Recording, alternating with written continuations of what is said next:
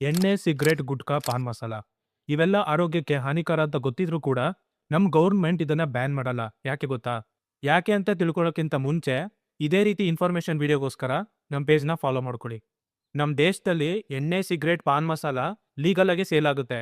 ಆದ್ರೆ ಎಣ್ಣೆ, ಸಿಗರೇಟ್‌ಗೆ ಜಾಸ್ತಿ ಟ್ಯಾಕ್ಸ್ ಹಾಕಿ, ಜಾಸ್ತಿ ರೆಗ್ಯುಲೇಷನ್ ಮೂಲಕ ಅದನ್ನ ಸೇಲ್ ಮಾಡ್ತಾರೆ. ಆದ್ರೆ ಪಾನ್ ಮಸಾಲ ಮಾತ್ರ ಅದನ್ನ ಫುಡ್ ಪ್ರಾಡಕ್ಟ್ ಅಂತ ಲೇಬಲ್ ಮಾಡಿ ಸೇಲ್ ಮಾಡ್ತಾರೆ.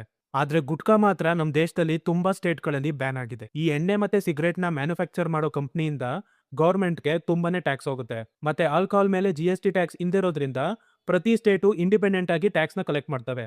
ಇದ್ರಿಂದ ಸುಮಾರು 90,000 ಕೋಟಿಯಷ್ಟು ಎಕ್ಸೈಸ್ ಡ್ಯೂಟಿನ ಈ ಆಲ್ಕೋಹಾಲ್ ಮೂಲಕನೇ ಸ್ಟೇಟ್ ಗವರ್ಮೆಂಟ್ ಕಲೆಕ್ಟ್ ಮಾಡುತ್ತೆ.